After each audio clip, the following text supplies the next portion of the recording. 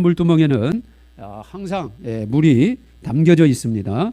번제단의 노선, 예수 그리스도의 십자가에서 흐르는 피를 상징하는 거죠. 자, 그렇다면 물두멍 안에 담겨져 있는 물은 무엇일까? 자, 그것을 성경을 통해서 우리가 찾아내는 겁니다. 그냥 임의로 물을 막 찾는 것이 아니고 이제 성경은 물을 뭐라고 표현하고 있는가 이런 것들을 이제 찾아내면 되는 거예요. 자, 첫째 보면 물은 세례이며 씻는 것을 말합니다. 씻는 것이라는 것은 더러워진 부분을 씻어내는 거죠. 깨끗하게 하는 거죠. 베드로전서 3장 21절에 물은 예수 그리스도의 부활하심으로 말미암아 이제 너희를 구원하는 편이 그랬어요. 구원하는 편이 곧 세례라. 자, 구원의 표. 이스라엘 백성들이 출애굽하고 홍해를 건널 때 세례 받았다 그랬어요. 물세례. 그리고 또 이후에 이제 예수님 세례 요한이 회개의 세례를 베풀고 또 예수님 이후에 제자들이 또 사도행전에 보면 예수의 이름의 세례를 베풀었다 그랬어요. 예수 이름의 세례. 자, 이것이 바로 뭐냐? 구원의 표라는 거예요. 예수 이름의 세례, 구원의 표. 이 구원의 표가 곧 세례라. 육체에 더러운 것을 제하여 버림이 아니요 오직 선한 양심이 하나님을 향하여 찾아가는 것이라. 세례 받은 사람들은 이제 하나님을 향해서 나아가는 것을 의미하는 거예요. 자, 제사장들은 성막 안에서 자신들의 손과 발을 물두멍의 물로 깨끗이 씻었지요. 직접 씻었어요. 제사장이 제사를 드리다 보면 손과 발에 희생제물에 피도 묻고 또 먼지도 많이 묻습니다. 이 더러운 물을 물로 씻어내는 거예요. 제사장이 물두멍의 물로 손과 발을 깨끗이 씻어내듯이 성도 역시 육신의 죄를 깨끗이 씻어내야 됩니다. 자, 물은 구원하는 세례의 표시입니다. 물로 씻는다는 것은 죄를 씻어내는 것을 말하죠. 예수님을 믿는 믿음으로 세례를 받고 지성소에 계신 하나님을 만나러 나갑니다. 예수님의 십자가 보혈만이 우리의 죄를 씻어줄 수가 있어요. 예수님께서 겟세마네 동산에서 기도하실 때 땀과 핏방울을 흘리십니다. 예수님께서 온몸에 채찍이 마실 때 피를 흘리셨고 예수님께서 십자가에 달리실 때 로마 군병들이 예수님의 옆구리를 창으로 찌르자 물과 피를 쏟으셨습니다. 예수님이 흘리신 물과 피로 죄를 씻어내야 죄인들은 구원을 받게 되는 것입니다. 이게 이제 물두멍에 물이 의미하는 거라 이 말이죠. 자, 요한일서 5장 8절에 증거하는 이가 셋이니 성령과 물과 피라. 이 또한 셋이 합하여 하나라 그랬어요. 성령과 물과 피인데 이것이 하나다. 즉 물두멍의 물은 우리의 죄를 씻어내는 예수님의 피와 동일한 것입니다. 그러니까 물이라는 것은 씻어내는 것이다. 정결케 하는 것이다. 깨끗게 하는 것이다. 자, 둘째, 물은 정결하고 깨끗한 것을 얘기해요. 에스겔 36장 25절을 보면 맑은 물로 너희에게 뿌려서 맑은 물로 너희에게 뿌려서 너희로 정결케 하되. 정결하게 한다. 물이 뿌려져서 정결 깨끗하게 하는데 너희의 모든 더러운 것에서 모든 우상을 섬김에서 너희를 정결케 할 것이다. 물로 뿌리는 거죠. 자, 구약 시대에는 또 모세가 이 우슬초에다가 피를 발라가지고 백성들을 향해서 뿌렸습니다. 동일한 거예요. 물과 피와 성령이 하나라 그랬으니까 이게 깨끗한 정결 의식을 얘기하는 거예요. 하나님께서는 우리에게 영혼의 더러움을 씻어내고 정결하게 하라고 말씀하셨어요. 마태복음 5장 8절에서 마음이 정결한 자, 깨끗한 자, 거룩한 자는 하나님을 볼 것이다. 마음이 정결한 자가 하나님을 봅니다. 하나님의 영이신 성령께서는 정결하고 거룩한 영이십니다. 성령과 함께하기 위해서는 거룩하고 정결해야 돼요. 마음이 더럽고 죄를 숨겨놓은 사람은 성령과 함께할 수가 없어요. 거룩한 성소로 들어가기 전에 먼저 물로 씻어 정결하게 해야 되는 거예요. 우리가 날마다 깨끗하고 정결함을 입어야 성령님과 함께, 거룩한 성령님과 함께 늘 동행할 수 있다 이겁니다. 자, 그 다음에 세 번째, 물이 의미하는 말은 뭐냐? 바로 하나님의 말씀입니다. 말씀. 에베소서 5장 26, 27절에 이는 물로 씻어 말씀으로 깨끗하게 하사 거룩하게 하시고 자기 앞에 영광스러운 교회로 세우사 티나 주름 잡힌 것이나 이런 것들이 없이 거룩하고 흠이 없게 하려 하심이니라. 물로 씻어 말씀으로 깨끗하게 하사.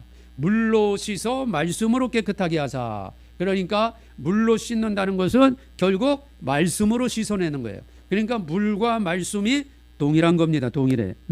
육신의 더러움을 이 성막 성전 시대에는 그냥 물로 씻어내면 되는 거예요. 그러나 이제 지금은 예수님이 오셔서 성령이 오셨기 때문에 이 영혼의 더러움은 바로 말씀으로 씻어내는 거예요. 말씀으로. 마음속에 있는 세상적 전욕, 육신으로 행하는 또 제2의 행위들 하나님의 거룩한 말씀으로 씻어내야 돼요. 그리고 하나님의 말씀을 충만하게 채움으로 죄가 주인 노릇하지 못하도록 죄를 끊어버리는 능력을 말씀을 통해서 소유해야 됩니다. 그래서 우리 안에 말씀이 있어야 돼요. 말씀. 시편 119편 9절에 청년이 무엇으로 그 행실을 깨끗게 하리요? 주의 말씀을 따라 삼갈 것이다. 자, 그의 행실을 깨끗게 하는 게 바로 뭐냐? 하나님의 말씀이라는 거예요. 말씀. 요한복음 15장 3절에서도 너희는 내가 일러준 말씀으로 깨끗해졌다는 거예요. 그러니까 물로 깨끗해지는 것은 말씀으로 깨끗해지는 거하고 똑같은 거예요. 즉 우리의 영혼을 정결하게 하는 것은 하나님의 말씀이에요. 말씀.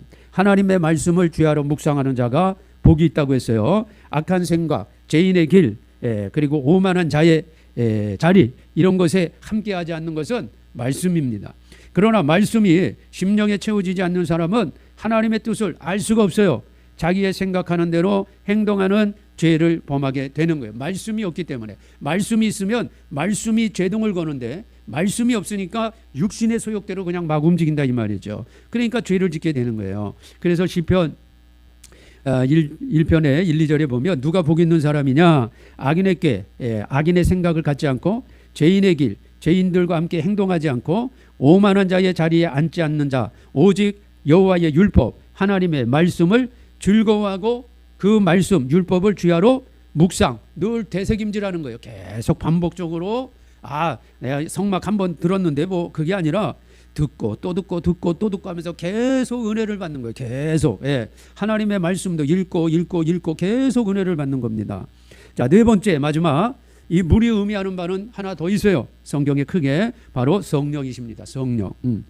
요한복음 7장 37, 39절에 보면 명절 끝날 곧 그날에 명절 끝날. 자, 여기서 명절은 초막절입니다. 큰 날에 예수께서 서서 외쳐 가라사대 누구든지 목마르거든 내게 와서 마시라. 나를 믿는 자는 성경의 이름과 같이 그 배에서 뭐가 생수의 강이 흘러나리라. 생수의 강이 성령 하나님을 말씀하는 거예요. 성령님이 흘러나오신다 이 말이에요. 이는 그를 믿는 자의 받을 성령을 가리켜 말씀하신 것이라. 그러니까 성령을 물, 생수의 강물, 물로 표현한다 이 말이에요. 이스라엘 백성들이 초막절에 광야에서 장막 생활을 할 때에 그들이 베데스다 연못 또는 실로암 연못에 가서 물을 마시면 병이 고쳐진다고 믿었어요. 그래서 실로암에 항상 병자들이 많이 모여 있던 거예요. 이 베데스다 연못가에. 이 연못의 물로 육신의 병을 고치는 것도 좋지만 내 영혼을 살리는 성령의 물을 우리는 마셔야 돼요. 예수님께서 내게로 와서 마시라. 그들은 초막절에 이 실로암이나 베데스다 연못의 물을 마시기를 원했지만 우리는 초막절의 주인 되시는 예수님께로부터 흘러나오는 생수의 강, 생수, 이 물을 마셔야 돼요. 생수의 강이 흘러 넘치고 있는 계속 끊임없이 충만하게 예수님으로부터 나오는 이 생수를 마셔야 됩니다. 예수님께 오는 자마다 생수의 강에서 흐르는 성령의 충만함에 흠뻑 젖을 것입니다. 또한 이 성령의 물은 하나님의 성전문에서 흘러나옵니다. 에스겔 47장의 내용이에요. 성전 동물은 의로운 애가 떠오르는 것이죠. 자, 의로운 애는 소망 되시는 예수님. 그래서 성막의 문은 항상 동쪽에 있다 그랬어요. 성전의 동물은 유일한 구원자 되시는 예수님이십니다. 에스겔 47장 1절에서 2절 말씀. 자, 같이 읽습니다. 시작. 그가 나를 데리고 전문에 이르리니 또 나를 데리고 북문으로 나가서 바깥길로 말미암아 꺾여 동양항 바깥문에 이르시기로 본즉 물이 그 우편에서 스미어 나오더라. 의로운 애가 떠오르는 동쪽문, 예수님을 상징하는 동쪽문, 그 동쪽문에서 성령의 물이 흘러나오는 광경을 우리가 보게 되는 거예요. 이 물은 절대로 마르지도 않고 고갈되지도 않습니다. 이 물은 아무리 많이 퍼내도 계속 차오르는 물이에요. 성령님은 결코 마르지 않습니다. 성령님은 결코 고갈되지 않습니다. 성령님께서는 가뭄이라는 것이 없어요. 우리의 심령 물두멍에 성령을 충만하게 채워야 돼요. 성령의 강물로 채워진 심령마다 소송하는 역사와 수많은 나무에 열매 맺는 축복의 은혜가 있을 것입니다. 자, 이것이 물두멍에 물이 의미하는 바예요. 자, 첫째 물은 뭐예요? 세례라. 구원의 표. 세례 씻어내는 거예요. 자, 두 번째 물은 정결함이라, 깨끗함이라 그랬어요. 세 번째 물은 하나님의 말씀이에요. 네 번째 물은 생수의 강, 성령을 의미하는 거예요. 자, 그래서 이 말씀과 성령은, 물과 피와 성령은 하나라 그랬어요. 물이 말씀이죠. 피가 생명이에요. 성령. 그래서 물과 생명과 성령은 하나예요. 영생의 말씀과 하나예요. 그러니까 성령이 임하는 곳에는 언제나 하나님의 말씀이 임하는 곳에는 성령이, 말씀과 성령은 따로따로 떨어져서 행하는 분들이 아니에요. 항상 말씀과 성령은 함께 하시는 것입니다. 그래서 우리가 말씀을 가득가득 내 심령에 채우는 것은 바로 성령의 충만함이 내 심령에 채워지는 것을 의미하는 거예요. 그러니까 우리 성도님들이 자, 다시 한번 내 심령의 물두멍에 구약시대에 물을 가득 채웠듯이 내 심령의 물두멍에 하나님의 말씀을 채워야 돼요. 하나님의 말씀을 가득가득 채우면 그 말씀이 성령의 충만함으로 차고 넘치는 역사가 있는 것입니다.